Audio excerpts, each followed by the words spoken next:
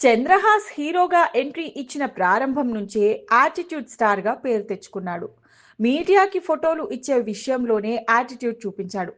దీంతో దారుణంగా ట్రోల్కి గురయ్యాడు. ఆ తర్వాత దాన్నే తన ఇంటి పేరుగా మార్చుకున్నాడు. పబ్లిసిటీ పరంగా కలిసొస్తుందని భావించి కంటిన్యూ చేస్తున్నాడు.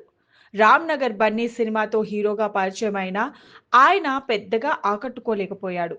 కొంత గ్యాప్తో ఇప్పుడు బరాబర్ ప్రేమిస్తా అనే సినిమాలో నటించాడు. సంపత్ రుద్ర దర్శకత్వం వహించిన ఈ సినిమాలో మేఘనా ముఖర్జీ హీరోయిన్ గా నటించింది. మురళీధర్ గౌడ్, అభయ్ నవీన్, లక్ష్మణ్ కీలక పాత్రలో కనిపించారు.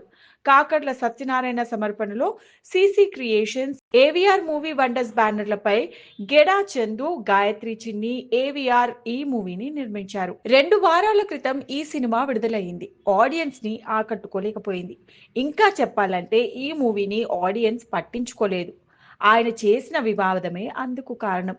గుంజి గుంజి అంటూ ఓ ప్రమోషనల్ సాంగ్ ఆలపించాడు చంద్రహాస్.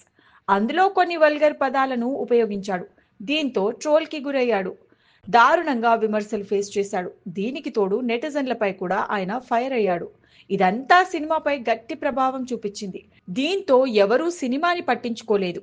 వివాదం ప్లస్ అవుతుందనుకున్నారు, కానీ అది రివర్స్ అయ్యి మైనస్ అయ్యింది. దీంతో బరాబర్ ప్రేమిస్తా మూవీకి ఆశించిన స్థాయిలో రెస్పాన్స్ రాలేదు.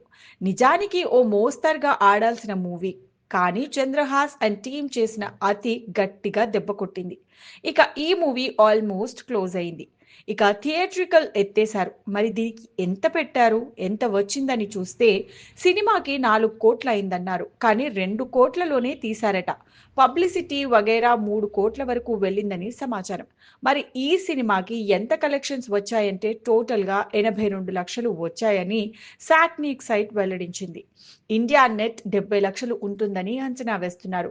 షేర్ పరంగా చూస్తే మాత్రం 30 నుండి 40 కోట్ల వరకే ఉంటుందని సమాచారం. అంటే దారుణమైన కలెక్షన్లుగా చెప్పవచ్చు. ఇవి కనీసం వడ్డీలకు కూడా సరిపోవు. ఫైనల్గా చూస్తే ఈ మూవీపై నిర్మాతలకు మొత్తం పోయినట్టే అని చెప్పొచ్చు. అయితే ఓటీటీ రూపంలో కలిసి వస్తుందని భావించారు, కానీ ఇప్పటి వరకు ఓటీటీ డీల్ కూడా కాలేదు. దీంతో అటువైపు నుంచి కూడా మైనసే. ఇది టోటల్ లాస్ గానే భావిస్తున్నారు ట్రేడ్ పండితులు. అదే సమయంలో సినిమాని ఎలా ప్రమోట్ చేయకూడదో ఈ మూవీ ఒక ఎగ్జాంపుల్గా నిలుస్తుందని చెప్పవచ్చు. ఇండస్ట్రీలో ఎలా ఉండకూడదు, ఎలా ఉండాలనే దానికి నిదర్శనంగా ఇది నిలుస్తుందని కూడా చెప్పుకోవచ్చు.